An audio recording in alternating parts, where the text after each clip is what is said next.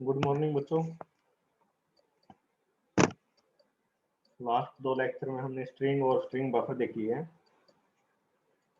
आज हम करेंगे वेक्टर। वेक्टर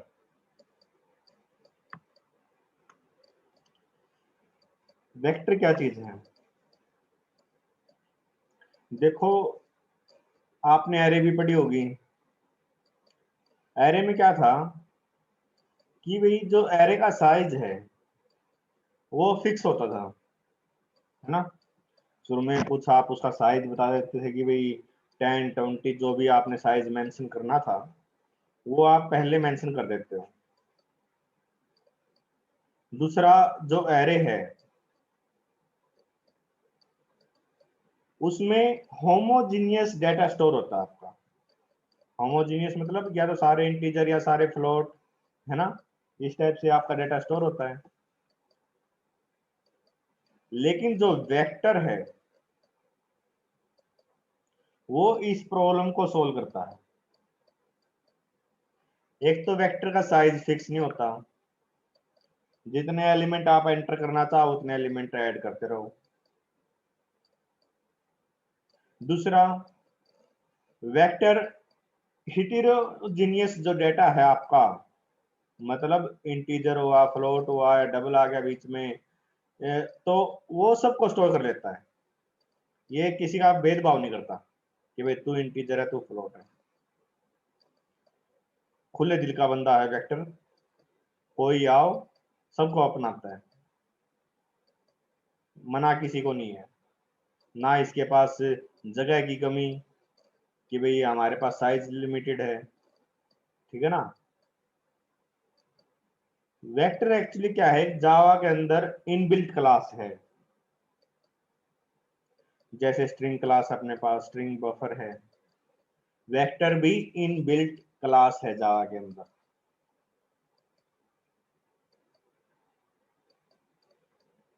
और हम इसका एक इंस्टेंस क्रिएट करते हैं और उसके अंदर अपनी वैल्यू को स्टोर करवा लेते हैं।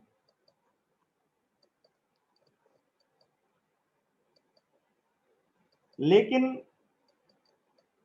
जो इशू है इसके अंदर कि भाई वेक्टर, मैंने बताया कि भाई इंटीजर को, फ्लोट को, डबल को, इनको स्टोर कर लेता है। इनको हम क्या बोलते हैं, प्रिमिटिव डेटा टाइप्स, है ना। मैंने बताया प्रिमिटिव 8 बताए थे मैंने आपको, जिनके हमने ऑब्जेक्ट में कन्वर्ट किया था विद दी हेल्प ऑफ किसकी, रैपर क्लास। रैपर क्लास से हमने प्रिमिटिव डेटा टाइप्स को ऑब्जेक्ट्स में कन्वर्ट किया था। तो जो वेक्टर है ये सिर्फ ऑब्जेक्ट्स को स्टोर करता है, ना कि प्रिमिटिव डेटा टाइप्स को।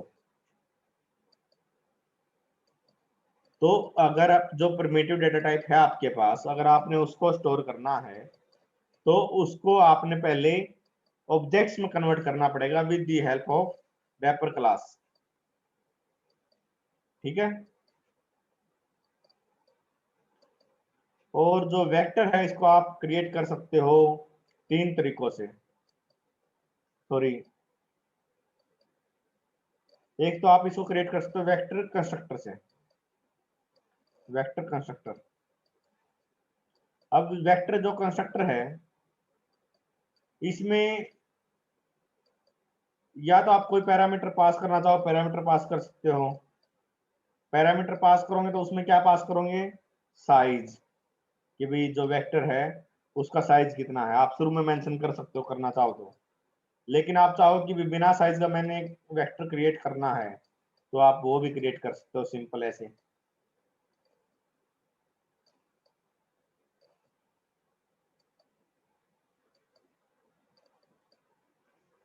तो चलो इसका एग्जांपल देख लेते हैं हम।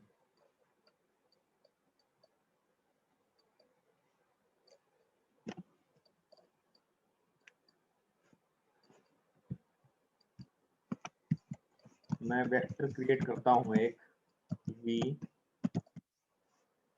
न्यू वेक्टर, ठीक है। मैंने एक वेक्टर क्रिएट कर दिया। लेकिन ये अपने को एरर दे रहा है। एरर क्यों दे रहा है?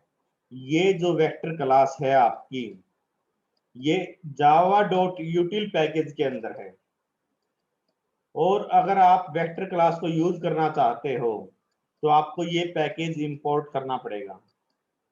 ठीक है, तो हम पैकेज को इंपोर्ट कर लेते हैं। सिंपली इस पे क्लिक कर दो, ये ऊपर अपने आप एक स्टेटमेंट लिख देगा। नोटपैड में ये आपको मैनुअली खुद लिखनी पड़ेगी, तो ये आपको एडवांटेज मिलता है इक्लिप्स के अंदर। अब सपोज करो मैं वेक्टर के अंदर वैल्यू स्टोर करवाता हूं। मान लेते हैं कि भाई मैं वेक्टर के अंदर वैल्यू स्टोर करवाता हूं, तो इसके लिए अपने पास मेथड है ऐड एलिमेंट। यहाँ पर हम एलिमेंट ऐड करेंगे। मान लिया मैंने ऐड करवाना है राज,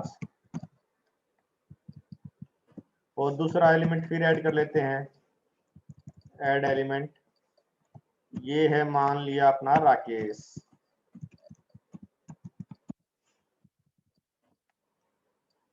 एक और एलिमेंट ऐड कर लेते हैं, मान लिया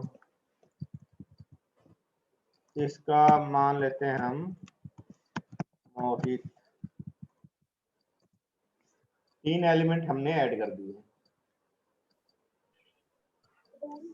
वेक्टर क्लास का मेथड है ऐड एलिमेंट। ठीक, अब सपोज करो आपने इसके अंदर इंटीजर ऐड करना है, तो मैं कैसे ऐड करूंगा? v dot add element, add element मान लिया मैं इसमें 10 लिखता हूं। क्या ये ठीक है? बताओ शाबाश, क्या ये ठीक है? नहीं है तो क्यों?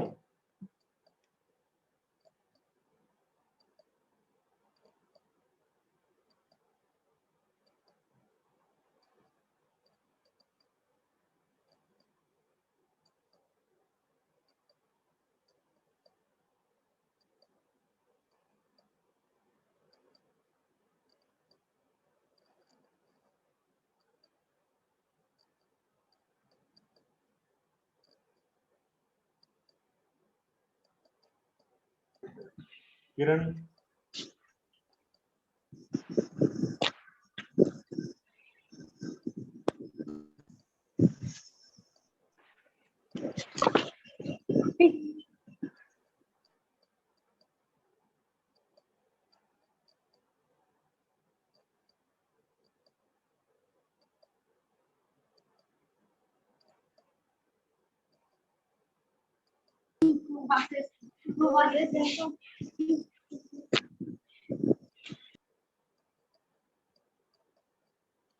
बच्चों मैंने आपको बताया था कि भाई इसमें हम सिर्फ ऑब्जेक्ट ऐड कर सकते हैं।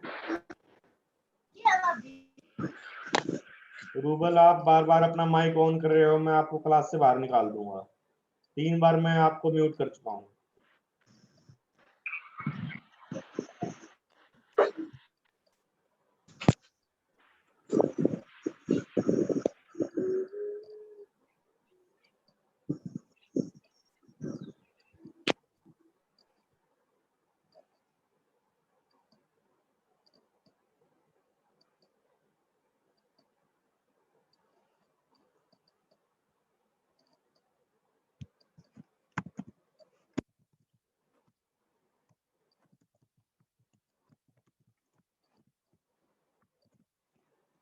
अब देखो, अब एरर मैसेज नहीं है यहाँ पर, क्योंकि जो 10 है वो 10 आपका प्रिमिटिव डाटा टाइप है। आपने उस इंटीजर को पहले ऑब्जेक्ट में कन्वर्ट करना पड़ेगा रैपर क्लास की हेल्प से। अगर रैपर क्लास का आपको लेक्चर याद नहीं है तो जाके देख लेना। प्रिमिटिव को पहले ऑब्जेक्ट कन्वर्ट करना पड़ेगा, न्यू लगा के मैंने इसको ऑब्जेक्ट में कन्वर्ट कर दिया। अब अगर मैं इसको प्रिंट करवाता हूं, आउटपुट देखना,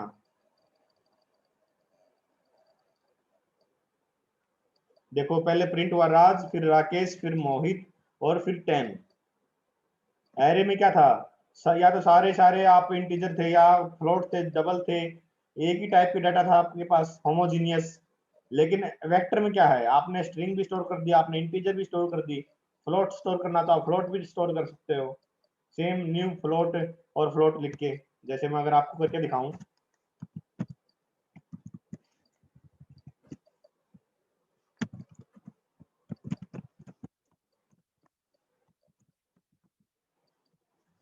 देखो अब मैं इसकी आउटपुट दिखाता हूं आपको। इसके अंदर स्ट्रिंग भी है, इंटीजर भी है, फ्लोट भी है ना। तो ये ब्यूटी है आपके वेक्टर की। अब सपोज करो आपने कोई एलिमेंट इंसर्ट करना किसी पर्टिकुलर पोजीशन पे, जैसे आप एरे में ऐड करते थे इंडेक्स नंबर मेंशन करके, तो इसके अंदर भी आप किसी पर्टिकुलर पोजीशन के ऊपर एलिमेंट को इंसर्ट कर सकते हो। क्या तरीका होगा, इसके लिए अपने पास मेथड है insert element at. Insert element at, यहाँ कह रहा है कि भाई आप क्या स्टोर करना चाहते हो। मान लिया मैं स्टोर करना चाहता हूं आशीष, ठीक है, और मैं यहाँ इंडेक्स मेंशन कर देता हूं कि भाई किस पोजीशन पे हमने इंसर्ट करना है। मान लिया पोजीशन मैंने मेंशन कर दी 2। अब मैं आपको इसके आउटपुट दिखाता हूं। अगर देखो इसने सेकंड पोजीशन पर, क्योंकि स्टार्टिंग पोजीशन तो 0 होगी आपकी, इंडेक्स 0, फिर इंडेक्स 1, फिर 2, तो सेकंड इंडेक्स पर इसने आशीष जो नाम था ये वर्ड ऐड कर दिया। अगर आपने ये चाहते हो कि भैया आपने कोई जो वेक्टर है उसमें से कोई एलिमेंट रिमूव करना है, आप दो तरीकों से ये कर सकते हो। एक तो आप जो एलिमेंट आपने रिमूव करना है डायरेक्ट उसको लिख सकते हो, जैसे आपने मोहित रिमूव करना है तो आप वो मोहित रिमूव कर सकते हो। दूसरा, आपने किसी पर्टिकुलर इंडेक्स पे जो वैल्यू है, एक तो आप बाय वैल्यू रिमूव कर सकते हो, दूसरा आप बाय इंडेक्स रिमूव कर सकते हो। अंतर समझो, बाय वैल्यू जिसमें आप वैल्यू मेंशन करोगे कि ये वैल्यू या ये जो वर्ड है आपके वेक्टर के अंदर वो मैंने रिमूव करना है। दूसरा तरीका क्या है, आप इंडेक्स मेंशन करोगे कि इस पोजीशन पर अगर कोई एलिमेंट है तो उसको रिमूव कर दो। मैं आपको दोनों दिखाता हूं। जैसे सपोज करो v डॉट रिमूव एलिमेंट, आपके पास एक मेथड है, इसमें आप मेंशन करोगे जिस एलिमेंट को आपने रिमूव करना है। मान लिया मैं मोहित को रिमूव करना चाहता हूं, ठीक है। अब मैं आउटपुट देखना, अभी करंट आउटपुट देखो, फिर मैं रन करता हूं दोबारा, आउटपुट देखना।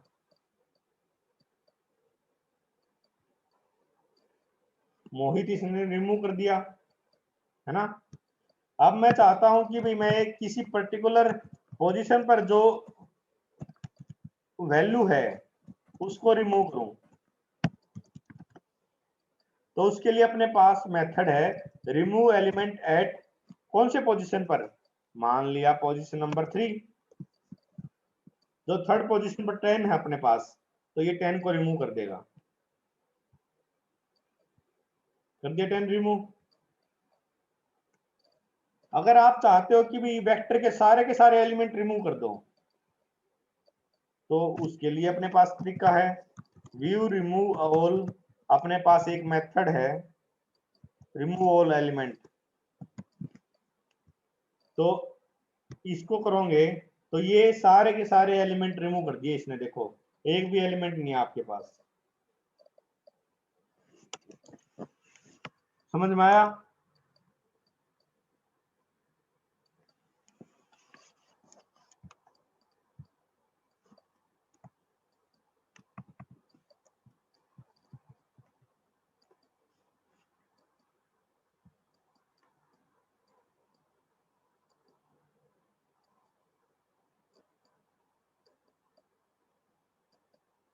उसके बाद अपने पास एक मेथड है कि भी सपोज करो मैं चाहता हूं कि कोई पर्टिकुलर पोजीशन पर या इंडेक्स पर जो एलिमेंट है उसको मैं रिटर्न करूं, तो उसके लिए अपने पास मेथड है view v dot element at, यहाँ पोजीशन मेंशन कर दो।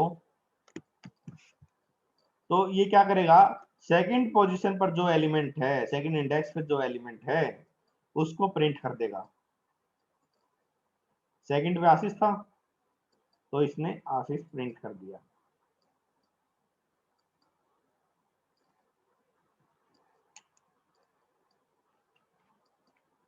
उम्मीद है सबको यहां तक का क्लियर है।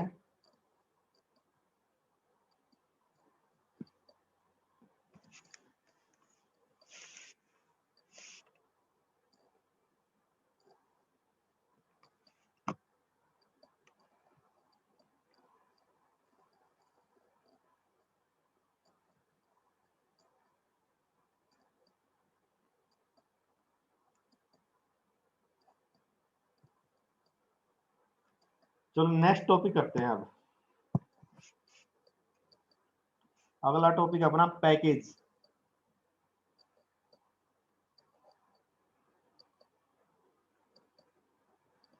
डायरेक्टली इनडायरेक्टली आपने पैकेज को यूज किया है। लास्ट एग्जांपल में भी आपने पैकेज यूज किया है जब वेक्टर का जो हम ऑब्जेक्ट क्रिएट कर रहे थे, न्यू वेक्टर। जब आपने ये क्रिएट किया था तो अपने पास रेड लाइन लगी आ गई थी, तो उसके लिए हमने क्या किया था, import Java dot यूटिल package import किया था, है ना। इक्लिप्स ने ये स्टेटमेंट अपने आप ऐड कर दी थी, लेकिन नोटपैड में ये स्टेटमेंट आपको खुद लिखनी पड़ेगी। ये आपका पैकेज ही है बेसिकली, लेकिन हम थोड़ा और डिटेल में देखेंगे पैकेज को अब।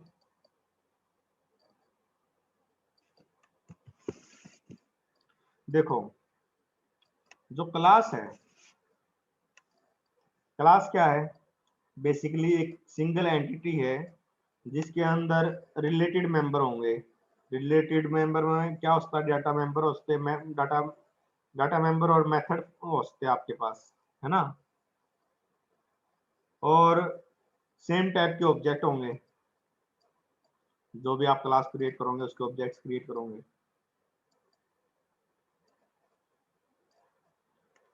अब आपके पास मान लिया मल्टीपल क्लासेज हैं, 8 10 20 क्लास है। इंटरफेस है, कुछ इंटरफेस है, कुछ आपके पास क्लासेज है। तो इतनी सारी क्लासेस जब आपकी बिखरी पड़ी है, आपने सबको सेव कर दिया, वो अलग अलग बिखरी पड़ी है सारी क्लासेस। एक क्लास तो चलो एक बंडल है जिसके अंदर डाटा मेंबर और मेथड्स आपके बाउंड होते हैं क्लास के अंदर। लेकिन जब आपने मल्टीपल क्लासेस क्रिएट कर दी, जब आप उसको कंपाइल करोगे, डॉट क्लास भी क्रिएट होगी, जितनी आपके पास क्लासेस हैं उतनी ही डॉट क्लास क्रिएट हो जाएगी, है ना। मान लिया आपके पास 10 क्लास आपने क्रिएट करी, जब आपने इसको कंपाइल किया तो 10 तो आपके पास डॉट जावा फाइल हो जाएगी, है ना, 10। और 10 आपके पास डॉट क्लासेस फाइल क्रिएट हो जाएगी, क्योंकि हर क्लास के लिए एक डॉट क्लास क्रिएट होगी। तो टोटल आपके पास 20 फाइल क्रिएट होगी।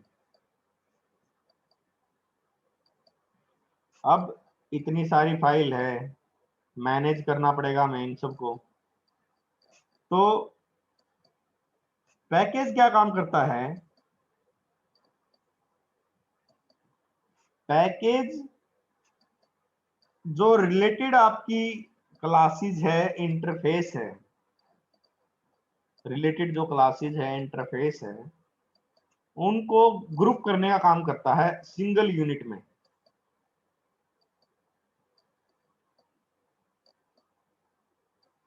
पैकेज होता कुछ नहीं है, एक फोल्डर होता बेसिकली, फोल्डर है पैकेज, और कुछ नहीं है। लेकिन जावा में उसको पैकेज नाम दे दिया गया है।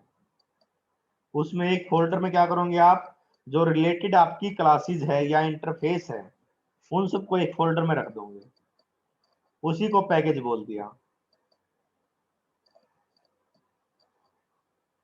समझ में आ रहा है।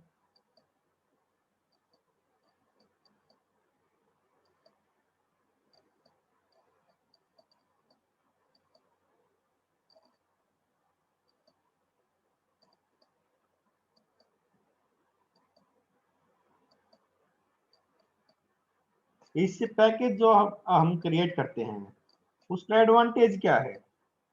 एडवांटेज सबसे बढ़िया तो ये है कि भाई आपकी फाइल्स मैनेज हो जाती है एक फोल्डर में। जब आप सबको स्टोर कर दोगे, आप अपने लैपटॉप में या मोबाइल में भी तो फोल्डर क्रिएट करते हो। क्यों करते हो फोल्डर क्रिएट? ताकि आप, मान लिया आपने गैलरी में एक तो अपना कॉलेज का फोल्डर क्रिएट कर दिया, अपने कॉलेज से रिलेटेड जितनी फोटो है आपके यार दोस्तों की, आप उस फोल्डर में स्टोर करते हो।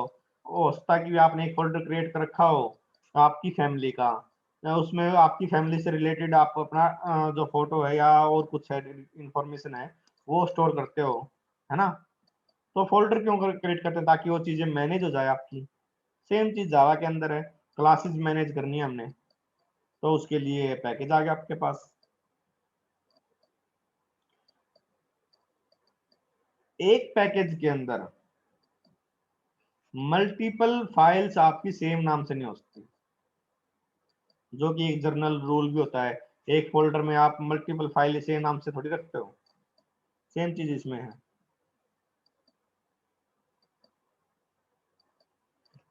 जब मैंने आपको एक्सेस मॉडिफायर बताया था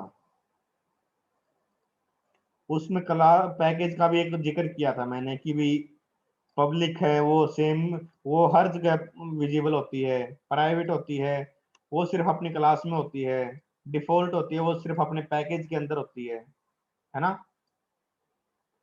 तो जो पैकेज है ये आपकी फाइल्स को, जो क्लासेज है, इंटरफेस है, इनको प्रोटेक्ट करने का काम भी करता है।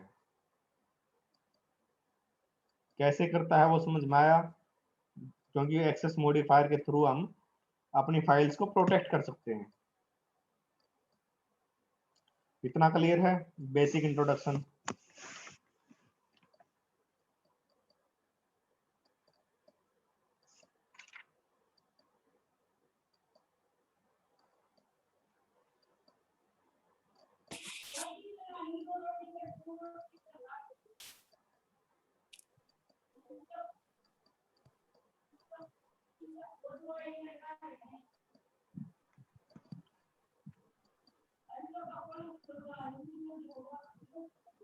देखो जो पैकेज होते हैं अपने, इसको यूजर भी क्रिएट कर सकता है और कुछ पैकेज आपके बिल्ट इन होते हैं।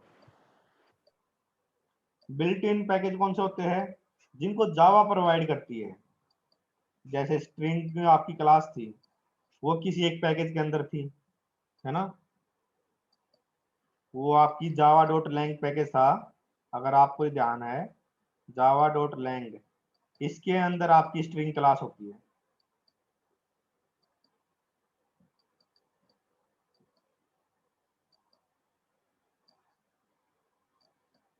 जो ये पहले दो वर्ड है ये आपके पैकेज को डिनोट करते हैं। ये आपकी क्लास है, मतलब एक, ऐसे समझो इसको, एक जावा नाम से फोल्डर है आपके पास। जब आपने इंस्टॉल करी ना जावा, तो एक जावा नाम से फोल्डर क्रिएट हो गया। उसके अंदर बहुत सारे सब फोल्डर है, मल्टीपल सब फोल्डर है इसके अंदर, बहुत सारे। उनमें से एक फोल्डर का नाम है लैंग, एक फोल्डर का नाम है यूटिल, एक फोल्डर का नाम है AWT। इसी तरीके से और भी बहुत सारे नाम है, ठीक है? और इस फोल्डर, सब फोल्डर कह लो इनको बेसिकली, जावा फोल्डर के अंदर ये सब फोल्डर है। और इनमें भी मल्टीपल क्लासेज हैं, बहुत बहुत सारी क्लासेज है। कईयों में हो सकता है 100 क्लास भी हो, हम इतना तो यूज करते नहीं। नहीं तो जावा एक साल लगातार पढ़ सकते हो आप, दिन रात, इतना वास्ट सिलेबस है। लेकिन सारी चीजें करने की जरूरत नहीं होती। जैसे एक बार बेसिक चीजें आपको समझ में आ गई, उसके बाद जैसे जैसे आपको रिक्वायरमेंट पड़ेगी आप अपने आप कर लोगे उस टाइम। लेकिन बेसिक कंसेप्ट सबका यही रहेगा इस टाइप से। ये आपके पास मल्टीपल क्लासेज है हर एक सब फोल्डर के अंदर।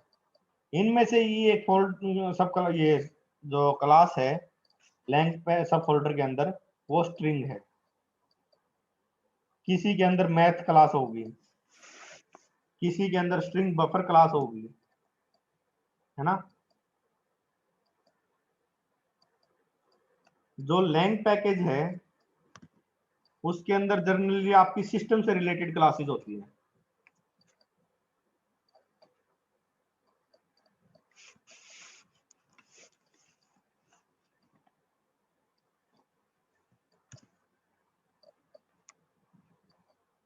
और जो लैंग पैकेज आपका java.lang,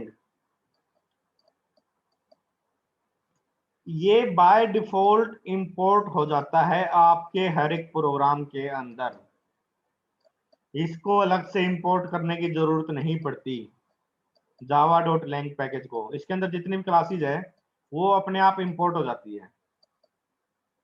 लेकिन बाकी जो ये पैकेज है इनको इंपोर्ट करना पड़ता है। ठीक, इंपोर्ट कैसे करते हो?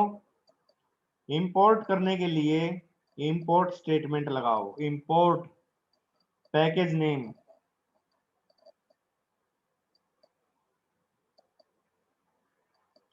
जो पैकेज का नाम है वो, और उसके अंदर कौन सी क्लास आपने इंपोर्ट करनी है उस क्लास का नाम।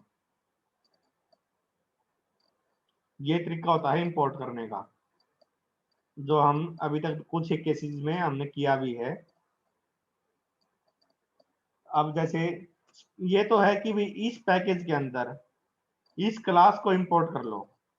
मान लिया इस पैकेज के अंदर 100 क्लास है, हम सिर्फ एक पर्टिकुलर क्लास को यूज करना चाहते हैं तो हम ये तरीका यूज करेंगे। लेकिन सपोज करो मुझे सारी की सारी क्लासेस को इंपोर्ट करना है, मान लिया पैकेज का नाम है आपका, इसकी सारी की सारी क्लासेस को इंपोर्ट करना है, तो पैकेज नेम डॉट स्टार ये क्या करेगा, इस पैकेज के अंदर जितनी भी क्लासेस हैं उन सबको अपने प्रोग्राम के अंदर इंपोर्ट कर देगा। और जो इंपोर्ट स्टेटमेंट होती है ये आप अपनी क्लास क्रिएट करने से पहले लिखोगे, उसके बाद आप अपनी क्लास क्रिएट करोगे, मान लिया क्लास सैंपल, और फिर आपका क्लास का कोड स्टार्ट होगा। सबको क्लियर है यहां तक?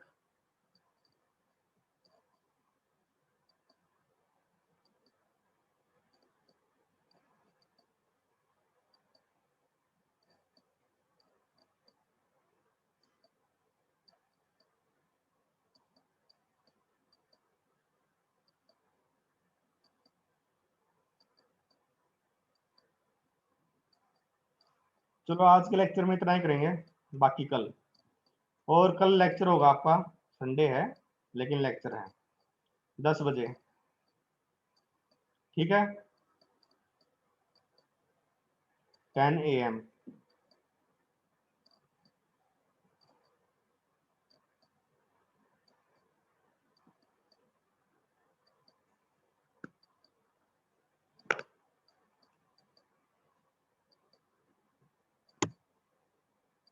चलो चलो मीटिंग एंड करता हूँ, कल मिलते हैं।